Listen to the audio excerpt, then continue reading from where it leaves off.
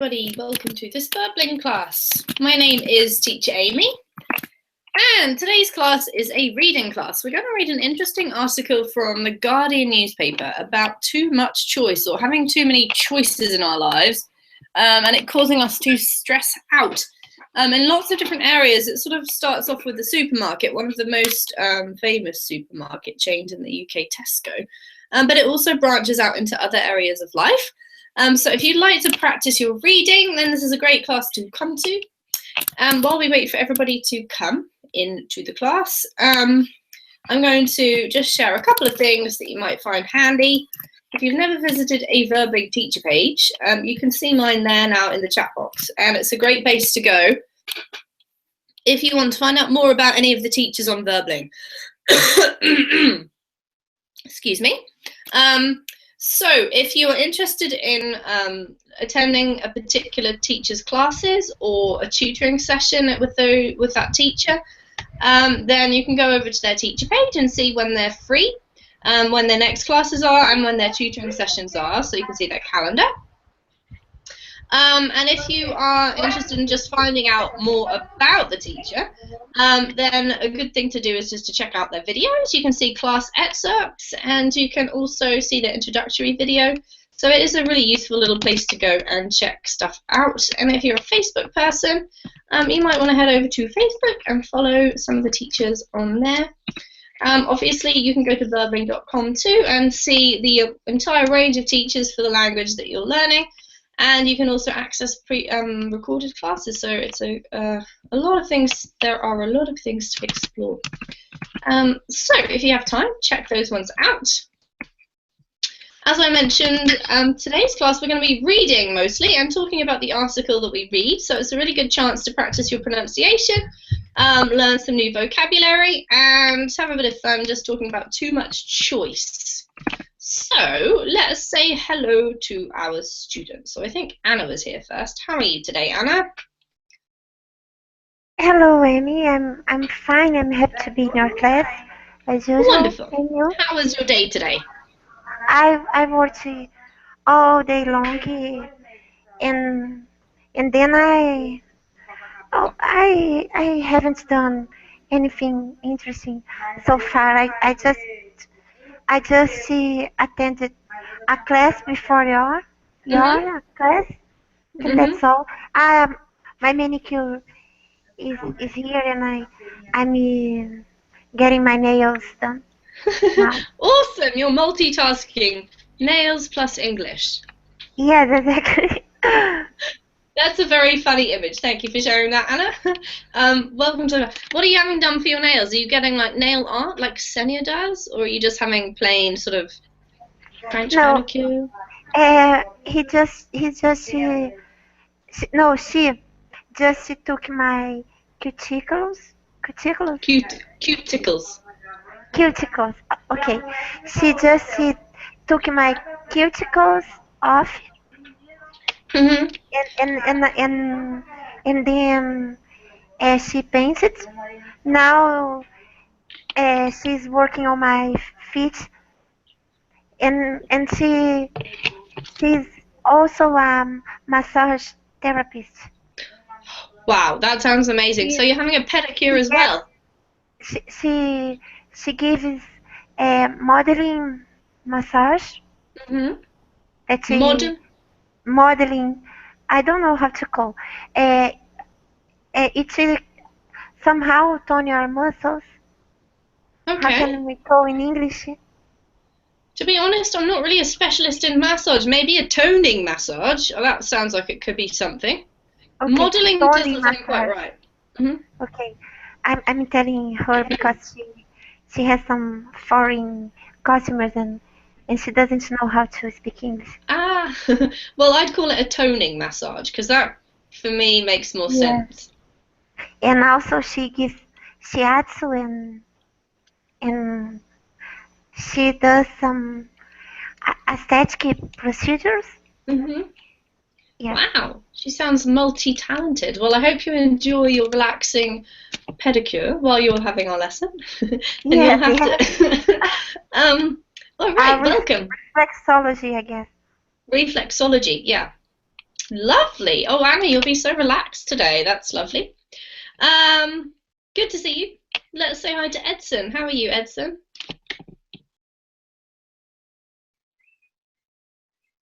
Are you there? No? All right, we'll skip to Natasha. How are you today, Natasha? Hello, I am fine. Thank you for asking. What about you? I'm fine as well, Natasha. It's Friday for me, so I'm always in a great mood on a Friday. What have you been up to today? Have you had a manicure or a pedicure? Oh, no, it's my dream. I really very want to relax, but maybe the nearest time I couldn't have this sort of relax. I suppose I really haven't any time for this.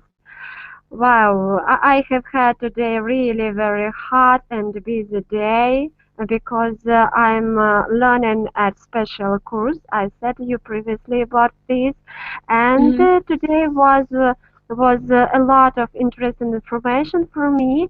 And in the evening, when I have a free time, I try also improving my English. So I really don't have any free time even for myself, yeah. Natasha, that's. I think let's see. Oh no. Oh, excuse me. I'm sorry about that. I could feel it and it wasn't coming. Natasha, I know the feeling. Sometimes you go through parts of life where you just literally have to just concentrate and go through each thing, and you can't do everything, right? So yes. I understand.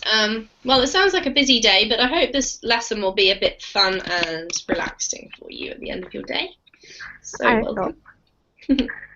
All right, who else do we have? Edson's back. Let's see if he can talk to us. Now I'm back. Wonderful, Edson. How are you? I'm fine, great. Excellent. Any news to share with us? Oh, nothing special. Just some studies at Verbeling, some classes before yours, and some walk in the park to exercise my body because it's helpful and And now with you. Wonderful. And then after continue studying English. So you've got lots of English in today. That's excellent. And a walk, which is even better. I think you're right there. When I was studying in university, I used to learn my vocabulary on a walk because I somehow felt that it worked better. Like if I walked along and was trying to learn different words and stuff, for some reason I didn't remember it. Did you have many words to memorize? Yes, I had a lot of words to memorize. I spent some time in China and we had to learn 20 characters a day. So that was tough. Are you fluent in Chinese? No, I was pretty good when I left China, but then I did some more study and sort of moved my focus to Spanish, so my Chinese is pretty poor right now. I'm going to go back to it one day, but for the moment, I haven't practiced for a long time, Edson. If you don't use it, you lose it. Unfortunately, that is true. Yeah. But you guys are all using your English, so that won't happen to you. That's very good. So it's lovely to see you, Edson, and welcome. Thanks. And Rebecca, how are you today? Well, thank you. Excellent. Do you have any exciting news to share with us? Well, no, I haven't. You know, nothing special came up. You know. Nothing special has come up. Has come up, yeah. Nothing special has come up so far. Maybe over the weekend. Far. You never know. You know. True. Why not? Why not? Exactly. Yeah, you never know with life. It can surprise you, Rebecca. Do you have plans for the weekend? No, not at all. So, but maybe, something can, Will come up. yes. Yes, exactly. You've got the whole of Friday for something to happen. So that's good. All right. So everybody, what we're going to be doing is reading for most of today. And the reason I chose this article is I think it's kind of relevant, and I found it really interesting to read about this idea that we have too many choices, because I don't know about you guys, but sometimes when I'm trying to do something in my life, which happens, every day, I get really overwhelmed with thinking about too many possibilities and trying to decide between too many different options. And so when I saw this article, I thought, that sounds like me. I'm wondering if it sounds like any of my students. How do you choose between all the things that are out there? It seems like the internet has kind of widened everything, and the world is just getting bigger and bigger and bigger, and smaller at the same time. It's kind of a bit of a paradox. So let's have a read and see how we go. There's some good words in here, and we're just going to take it nice and slowly. There's only 4 of us today, which means we should get lots of good practice in. So let's start with Rebecca, if you wouldn't mind, Rebecca. The title and this part up the top. Yes, okay. Why too much choice is stressing us out? From jeans to dating partners and TV subscription to schools, we think the more choices we have, the better. But too many options create anxiety and leaves us less satisfied. Could one answer lie in a return to the state monopolize of old? Great, lovely expression. You managed to figure this one out. This is whoops, I don't want to write an email. This is anxiety. Can you just repeat that one, Rebecca? Anxiety. Yeah, that's perfect. This one is monopolies. Monopolies. Monopolies. Yeah. There is a word monopolize, but that's the verb, and it's I-S-E, not I-E-S, okay? Yeah. All right, so just before we start reading, let's just have to think about this idea of choice and think about something that we really do enjoy having a large choice about. So if I have to answer this, I would probably say I really like the online websites where you can watch movies or TV shows, and I love having a big choice of that because I have, a particular taste, and so does everyone else, and it gives you the chance to choose something that you actually like. Whereas if you just turn on the TV, you have to watch whatever's on, and most of the time I don't really like what's on. So for me, that is one area in which I really enjoy having choice, but it might not be the same for all areas. Let's see what Edson says. Edson, is there an area of life where you really enjoy having a choice? Let's say to be a player, like play soccer. Yeah. So. Because in my childhood it was my dream to be a player, but according to the time I was not able because I had to go to school and to pass the test, and I was reproved. Okay, so you're talking a little bit about kind of more freedom to choose what you want to do with your time now that you're older. Is that right, or a kind of anything free that sorry, I didn't understand. So you're saying that now that you aren't a kid anymore, you have more choice over what you can do with your free time, and you can play soccer, right? Yeah. Yes. Okay, cool. Let's see what Natasha has to say. Natasha, is there an area of life which you enjoy having a choice about? Yes, I suppose so. I really enjoy have a choice because it gives me a feeling of freedom. Yeah. And in this case, I try always to hear my own desire and make a choice what I would like to do in this moment the mostly, I suppose.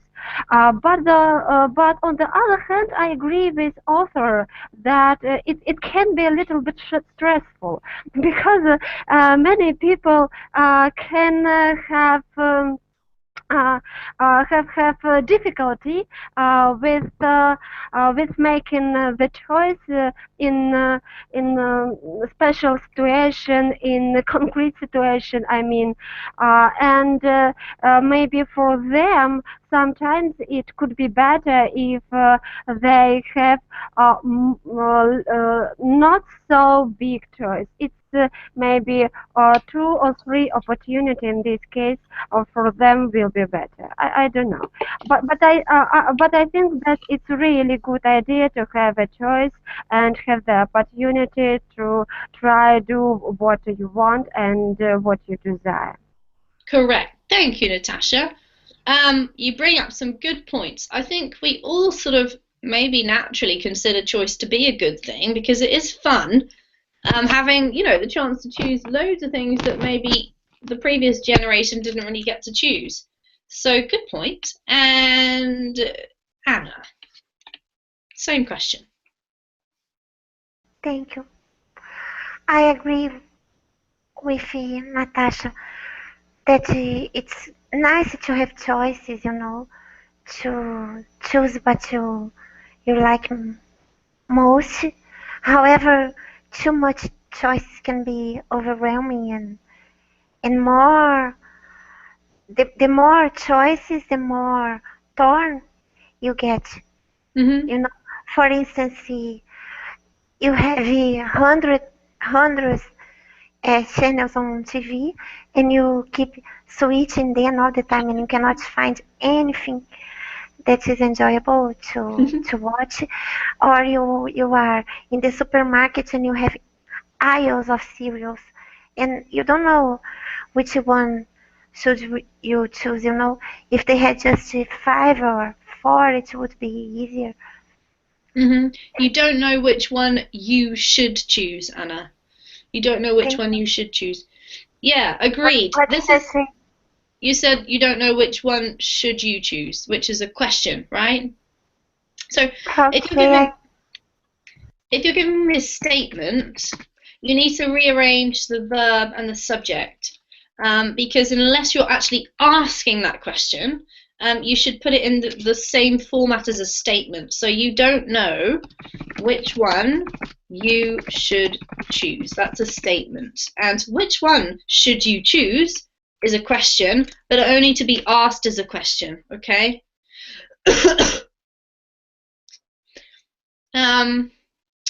So the supermarket example is exactly what this is going to start with. Rebecca, have I asked you about your choice preferences? I can't remember now. Got lost in what the others have said. Is there something that you like to choose? You love having a choice in your life? In my life? Like a particular area, like maybe TV programs or sports or books or I don't know, could be anything. Well, I didn't understand you correctly. Could you repeat the question? Yeah, sure. Please. So this article basically is about the fact that choice can stress us out. Yeah, I got the article. Yeah, but what my question is there an area in your life where you really enjoy having a choice? It doesn't stress you out. It's a benefit or a positive thing. It could be maybe my free time. I would like I'd like to have different options when I have a free time. To do things I really enjoy. But the point is always have the idea really clear. When I have my ideas clear, I know exactly what is what I want, you know. Mm-hmm. Yeah. So it doesn't matter if I have different options because I know exactly what I want. So that doesn't make me feel stressed, you know. Yeah, okay, so that's a good point, Rebecca. So when you already know what you want, then the choice is fine. Yeah. It's when you're not really sure and you have too many things to choose between, that's when it gets stressful. Interesting. Yeah. Yeah. Thank you. All right, so Natasha, could you please carry on reading for us? We're going to start off here, Once Upon a Time in Springfield. Okay, once upon a time in Springfield, the Simpson family visited a new supermarket. Monster Mart's slogan was "Where shopping is a bathing ordeal." I'm sorry. Product choice was unlimited. Shelving reached the ceiling. Nutmeg came in 12 boxes, and the express checkout had a sight reading 1,000 items or less. In the end, the Simpsons returned to Apple's Quick E-Mart. Thank you, Natasha. Okay. We're just going to do one paragraph at a time because we want to take it all in. This LB stands for pound, 12-pound boxes. Oh, okay, 12-pound boxes. Okay. Yep. And then this one, a baffling ordeal. A baffling ordeal. Baffling ordeal. Yes. Right. Questions? What is baffling ordeal? I'm sorry, but I I don't know. No problem. What's an ordeal, first of all? Does anyone know? In order? An order? No. No. Nobody knows. An ordeal is like basically a very stressful event, a difficult experience, something. Sometimes it's unexpected. You're like, oh my gosh, it was such an ordeal. It was really stressful and difficult for you. And baffling, what does baffling mean?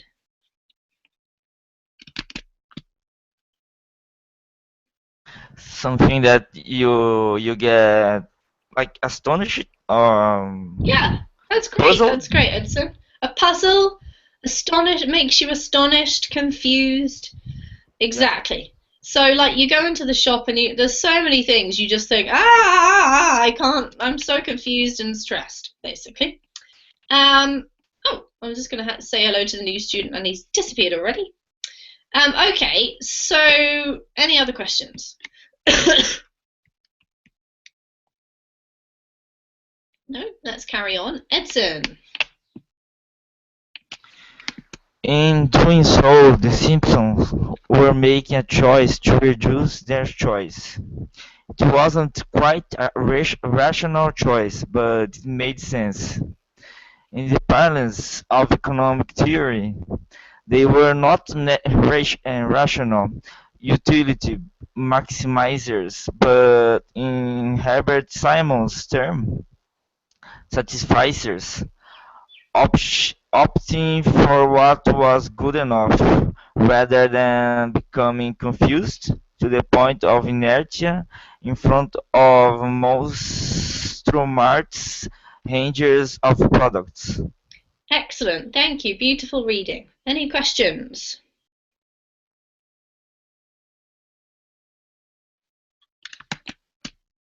No? Everyone okay? What is balance? Balance. Does anyone know? You might be able to guess this from your own language. Or does anyone want to have a guess? No? Okay, it's basically just a way of speaking.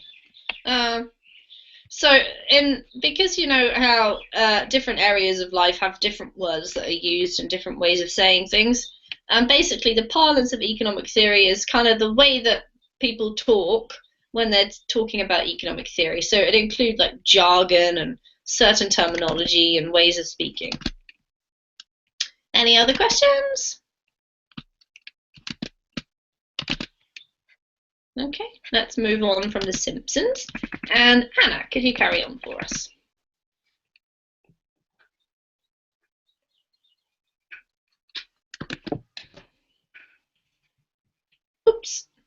Are you there, Anna? Sorry, my computer was frozen for a while.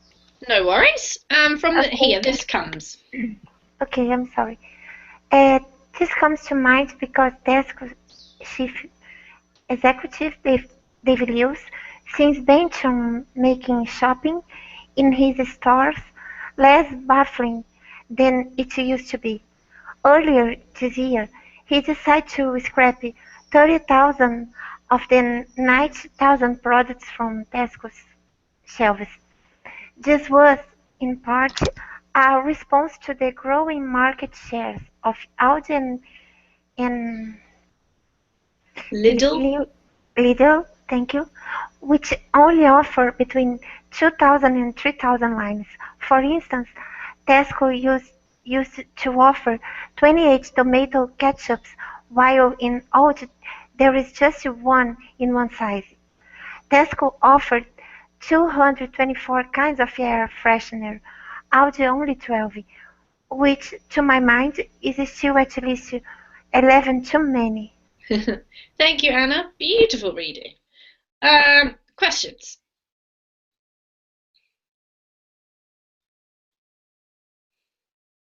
No? Okay, just a quick explanation about these places. I don't know whether you have these places, these shops in your own countries. Tesco is a supermarket, one of the kind of famous UK supermarkets. Aldi and Lidl are also supermarkets, but they sort of offer cheaper imported things from around Europe. And there's definitely less choice, so they're usually smaller. And as it says here, there's a lot less choice. Things tend to be quite good value, though, and they are becoming more and more popular. They're not really the traditional kind of supermarket, but they're taking over, and this is probably why. Okay, we're back to Rebecca. Could you read another paragraph for us, Rebecca? Yes. Now Lewis is doing something else to make shopping less of an ordeal and thereby he hopes reducing Tesco's calamitous losses. He has introduced a trial in 50 stores to make it easier and quicker to shop for the ingredients for meals. Basmati rice next to India sauce, tiny tomatoes next to pasta. Full stop. Thank you, Rebecca. This one is tinned. Tinned. Yeah, tinned tomatoes. Okay, any questions about the vocab? Mm-mm. Okay. Let's just talk briefly about the supermarkets in your own countries. Oh, Anna, you don't know what tinned means. Tinned means in a tin or in a can. It's the same as canned tomatoes, but in the UK we tend to say tinned. What are supermarkets like in your countries? Like, is this arranging food? Like, for example, if you have rice next to Indian sauces, you can just kind of walk in, grab the rice, grab the sauce, and pay. Or do your supermarkets spread things out, rice next to pasta, and divide up the foods depending on like what sort of category they go into? So, Natasha, tell us about supermarkets where you are. Are they easy to navigate? Yes, in my country we haven't such really big supermarket. We have shop malls, and there are a lot of different kind of things. It's not only food, it's clothes and toys and others. But we really don't have such big choice. And I don't know. I would like big shops because in this case we had the opportunity in the one shop, in the one store, found different kind of things and bought everything what we want without shopping, without going to other stores. And at the same time, we have a lot of small stores, and in there really small choice, and I said I call them like a social store because the cost lower and the choice lower as well, and maybe they like buy different kind of food, old people and retirees, I suppose so. Okay, so in actual fact, you would like a bit of expansion in your supermarkets, so you've got more choice, Natasha. Yeah, yeah. I like this kind of stores. Yeah. Yeah, for sure. I think it's definitely enjoyable, especially if you have lots of time to go and browse. Edson, how about you? Do you like going to the supermarket or do you hate going? No, I like going, Yeah? but yeah, but I go not so often. But when it is necessary, I have to go and I go. Mhm. But one thing that I don't like is when you get into a wave, but they are not. How can I say? They are not spread very well. Not laid out very well, you mean? Yes, yes, yes, yes, exactly. Cause one kind of food you wanna buy, and another it's supposed to be, for example, for you it's supposed to be like next that you are buying, but it's not always does it happen. Yeah, for sure. That's true. Um, And this make me feel angry. Because, for example, you enter supermarket, you just face one food that you wanna buy, and then the other you need to walk through the supermarket, and yes. maybe you look at the another food, and then you decide to buy it without necessity, Yeah. and Without then you needing go. it. You don't need it, and then you go, and you accomplish your food the end of the supermarket. But this middle term is difficult because you don't want to buy, but to buy it. Edson, I completely agree with you. That's obviously why they do it. But I also Yeah. get very frustrated if the supermarkets, quite a few of them in New Zealand, force you to walk through the entire fruit and vegetable section before you can get to anything, and you can't nip in to get like, one tin of, I don't know, baked beans. You have to walk through and round and round and round and past loads of things, and then you finally reach the baked beans. So it is a pain in the neck, shall we say. You ask some guy, he doesn't know. You ask another as well. So I decided, no, I'm not gonna stay here buy something. No, I'm gonna go to the other supermarket. I completely agree, Edson. Good point. Okay, let's see what else this has got to say. So, Natasha, could you carry on for us what Lewis is doing? Yes. What Levis is doing to Tesco is revolutionary, not just because he recognizes that customers are time constrained, but because he realizes that increased choice can be bad for you and worse, result in losses than upset his shareholders. Yeah, thank you, Natasha. Any questions, sorry, about that little three-liner?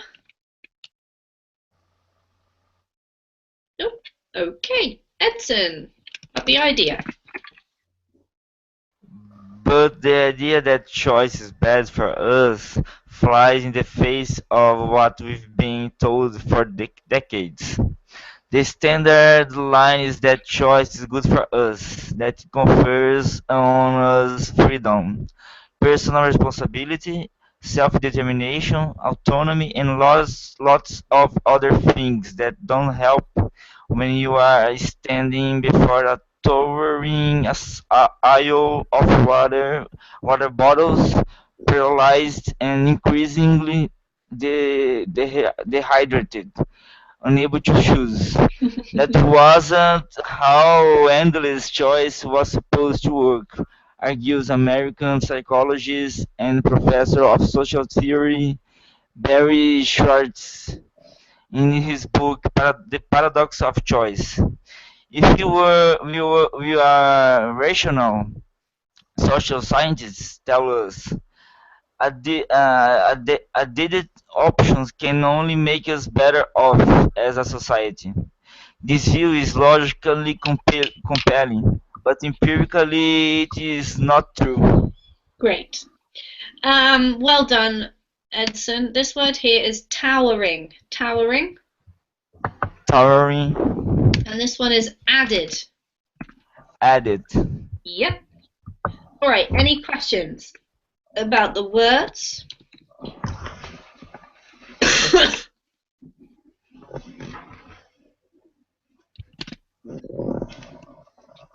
No? Rebecca, could you summarize this paragraph for us and tell us basically what it's saying? Well, What's the main point of the paragraph, do you think? well, things in the surface are putting to make us easier by them, you know, and choose them and something like that. Okay, yes. There's sort of like, I guess there's a little bit of an explanatory paragraph about the difference between what we think choice is doing for us and what it actually is doing for us. So we all agree that, you know, sometimes choice is good and it's supposedly a good thing, but when you look at the actual numbers, it doesn't really add up. It doesn't correlate. It's not as good for us as we think it is, because it actually makes things more confusing, according to this. Okay, Anna, let's carry on. Consider posh jams. Consider posh jams. In one study cited by Schwartz, researchers set up 2 displays of jams at a gourmet food store for customers to try samples, who were given a coupon for $1 off if they bought a jar. In one display there were 6 jams, in other 24. 30% of people were exposed to the smaller selection bought a jam, but only 3% of those exposed to the larger selection did. Great. Thank you, Anna. Questions?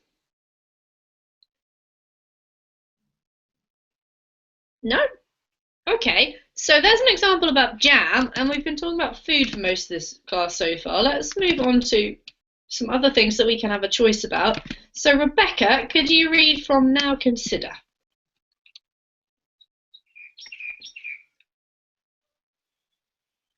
Yeah. Now consider, and there's no easy way to say this, your pension options. Schwartz found that a French accounting firm was offering 156 different retirement plans. Schwartz noted that there was a shift of responsibilities from employer to employee. In this seemingly begin transfer of choice. When the employer is providing only a few routes to retirement security, it seems important to take responsibility for the quality of those routes. But when the employer takes the trouble to provide many routes, then it seems reasonable to think that the employer has done his or her part. Choosing wisely among those options becomes the employee's responsibility. Great, thank you. This word here, if I can find it. Here, benign. Began. Benign. I said begin. Yes. Benign. Yeah, benign. Yeah. Can anyone does anyone know what benign means?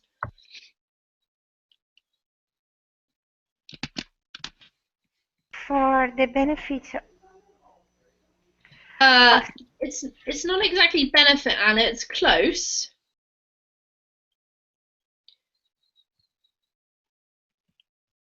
No. Basically, it can mean sort of pleasant.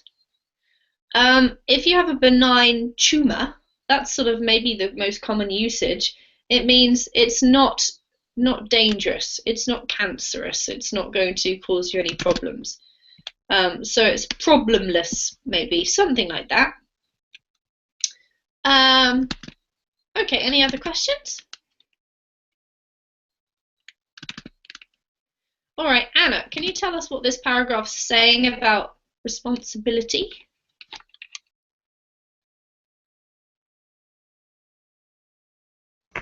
Hold on, teacher. Mm-hmm. Hold on.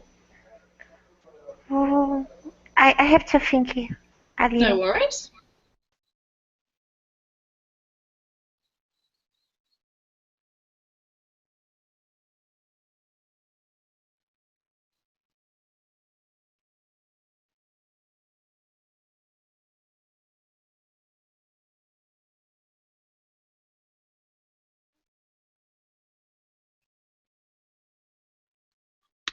I'm sorry, Amy. You can't figure it out? I'm okay. I'm going to try. Great.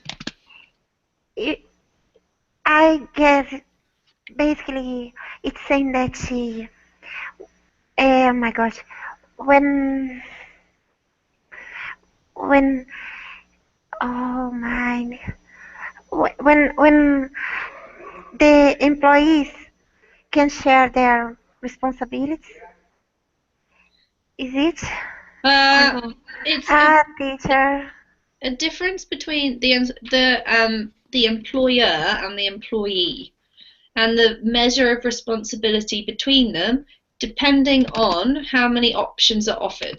So what it's basically saying is that if your company offers you, 156 different retirement plans, it's as if they've already done their part in the role, and it's kind of your responsibility to figure out which is the best retirement plan. It puts the responsibility on your shoulders because there are so many choices to think about. But if they only offer a few, 3 or 4 maybe, then the responsibility is kind of like or taken away from you because you've only got 3 or 4 options to choose from and no other choice. So it reduces the amount of responsibility on the employee's shoulders. Basically, that's what it's saying. Does that make sense? A little bit of a confusing paragraph. Okay, let's carry on reading and see what else it explains. So I think we're up to Natasha. But that's the problem, Natasha. Okay, but that's the problem. Which of us really feels competent to choose between 156 varieties of pension plans? Who wouldn't rather choose to lie in a bath of biscuits plain Minecraft? And yet, at the same time, we are certain that making a decision about our workplace pensions is an important one to get right. But instead of making the choice, Schwartz says many defer it endlessly. One of his colleagues got access to the records of Vanguard, a gigantic mutual fund company, and found that for every 10 mutual funds the employee offered, rate of participation went down 2%, even though by not participation employees were pacing up as much as $5,000 a year from the employee who would happily match their contribution. Great. Employer, Natasha. But this one here. Employer. Yeah. This one here is mutual. Mutual. Mutual. Good. Okay. Any questions about vocabulary?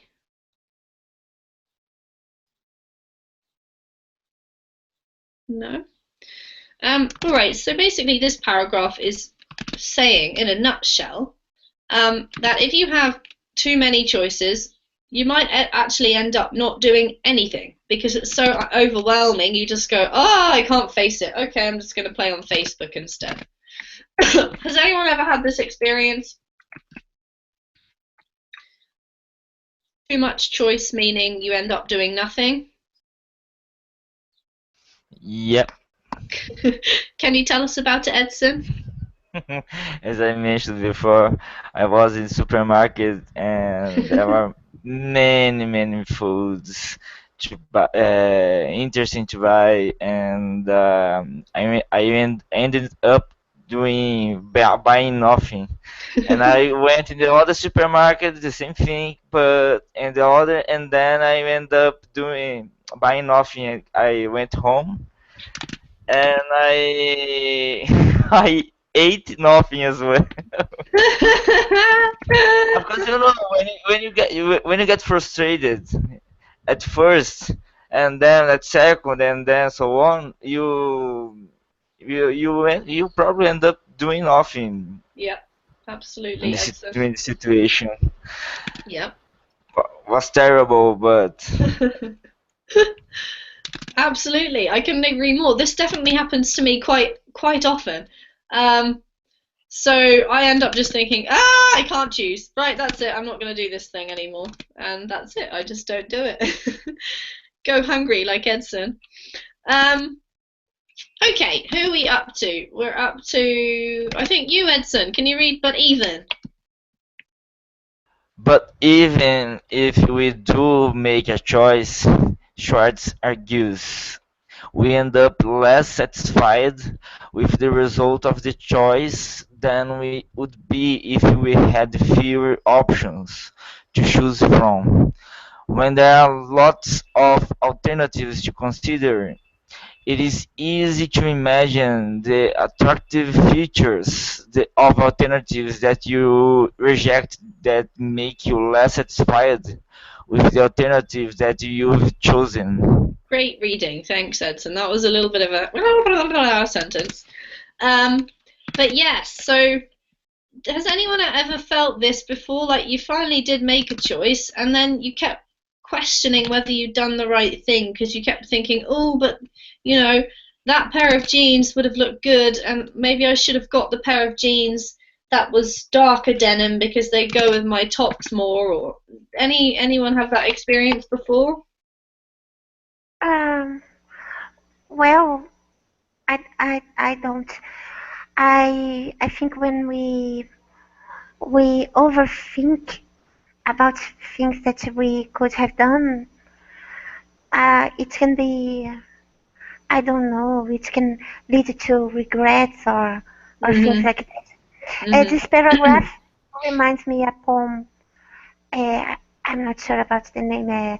The road in that was never taken or something like that. Have you heard about? No, I don't think I have, Anna. A poem, you say? I'm not sure about the title. Yeah. It's very famous. The road never taken. Okay. The road never taken, I guess. The Road Never Taken? By Robert Frost. Ah, okay. I don't know about the title. I'll have to look that up after class. But that makes sense, yeah. So, too much thinking leads to regretting everything. Agreed. We're going to skip this one. This is about choosing lots of different types of jeans. We're going to skip down to here because I think this is kind of an interesting part. So, Anna, we've already kind of discussed the part that it was talking about buying clothing. So let's go from here. And if Anna, could you just read? Would you mind taking on this rather large paragraph for us? I would love. Okay. One of the areas affected is dating. Relationships are being treated like any other product. Online, we can browse and compare prospective sexual partners. I think dating sites are now the most common path for meeting romantic partners, and the overwhelming amount of choice that dating sites have created is a real problem, says Schwartz. One of those problems was noted by the comedian Aziz Ansari in his book Modern Romance. In it, a woman recounts meeting a man on the dating app Tinder, Tinder, then spending the journey to their first date sweeping through the service to see if anyone better was available. Failure to commit to a date or a relationship can itself be a choice. Indeed, the sociology professor who helped Ansari with his book, Eric Klinenberg, wrote Going Solo.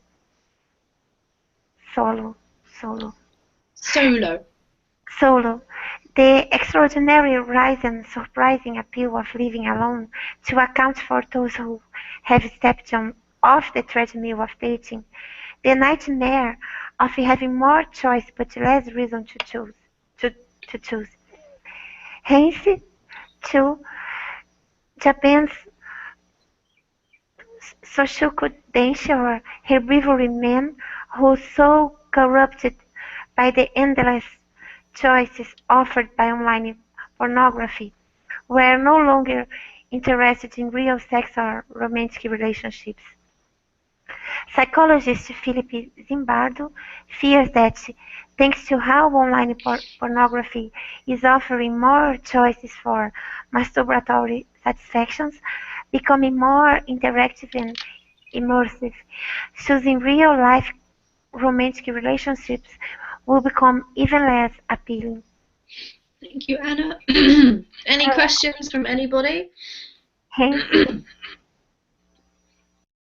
Sorry, was that a question? I was clearing my throat.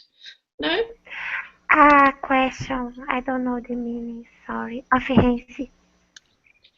Of which one? Sorry. Hensi. Where is it, Anna? Oh, hence. Hence means the same as therefore, basically. Okay, thank you. And all right. No worries. Okay. So let's talk about this relationship thing. I was really surprised when I was reading this before that, or just on this sentence here, that somebody, a lady who's using one of these dating sites to find a partner, she finally goes on a date with him, and then she spends the journey with him, seeing if there's anyone else better. This seems so sad to me. Has anyone ever used a dating site? Are you brave enough to tell us? Are you asking us if we have you ever cheated on someone? No, not cheated on them, but simply just signed up to one of those websites where you can find a date or find a prospective partner. I have a friend who used one and found a guy on there and ended up marrying him. So it can be successful, but it seems like it's we're back to the problem with too much choice. What do you guys think about too much choice in relationships? Is this like an issue for you? I think it never happened to me that, I don't have.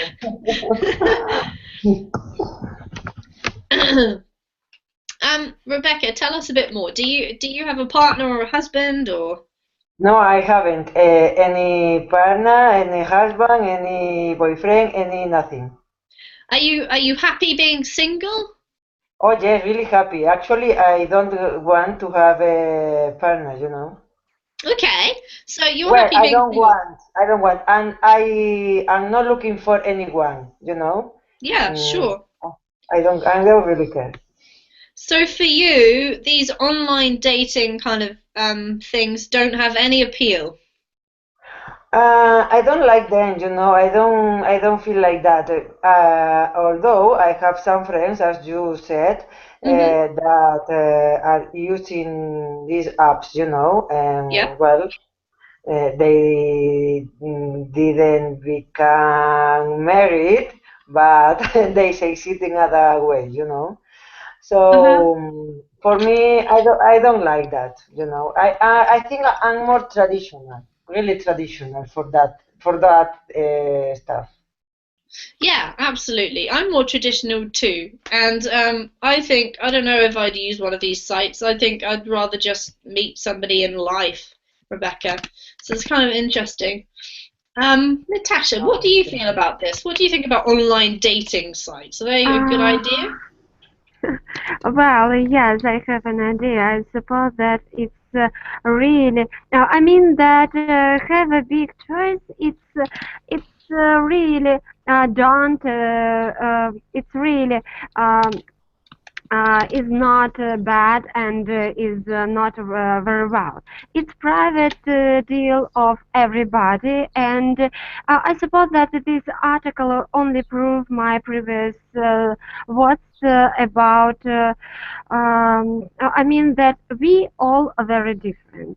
Different, and so we all have the opportunity to do our own choice and decide what we want and what amount of this happy we want to have. You see, so if people want to have a lot of fun and a lot of partners, it's their own deal. And in this case, I couldn't say that they really stressful. Maybe they are very happy, but other people when they met alone, a single man or a single woman, and they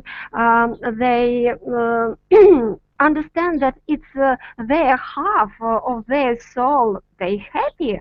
They can marry. They can have really good relationship. They can be friends, and that's good. So it's I repeat that it's only prove my previous words about our private choice and our private desires. Yeah, sure. Nice comment. Thank you, Natasha.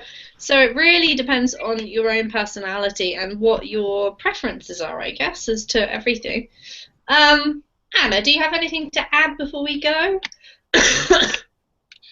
Thank you very much for giving me the floor. I was going to answer, but then Rebecca jumped in, and I enjoy listening to them. I I don't I don't think online dating is a great idea. It's very dangerous, and we are not sure if the options are really a lot of options. Maybe one guy can have a lot of profiles, and people can hide themselves behind True. a fake identity, a fake picture and stuff. I well, some people can be successful, but I would never take a risk like that, even if I was desperate to find someone. I think Yeah. there are better places to choose, you know.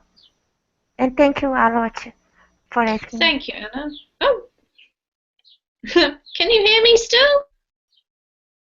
Oh, I for some reason Yes, yes, can. froze. Yes. Yeah, we can Okay. I don't know what's happening. Wonderful. Yeah, it's a really interesting topic. The idea of all this choice, and just think about it. Next time you go to the supermarket and have to choose between 20 different bottles of ketchup, maybe it's best to just pick one up comes to your hand first, and then you'd have a bit of extra time to relax instead of stressing over which bottle size you want to go for. I might see some of you in the next class. We're going to do some writing. If not, I hope you have a wonderful day. Thank you for joining me. See you next week. Thank you. See you next week. Bye.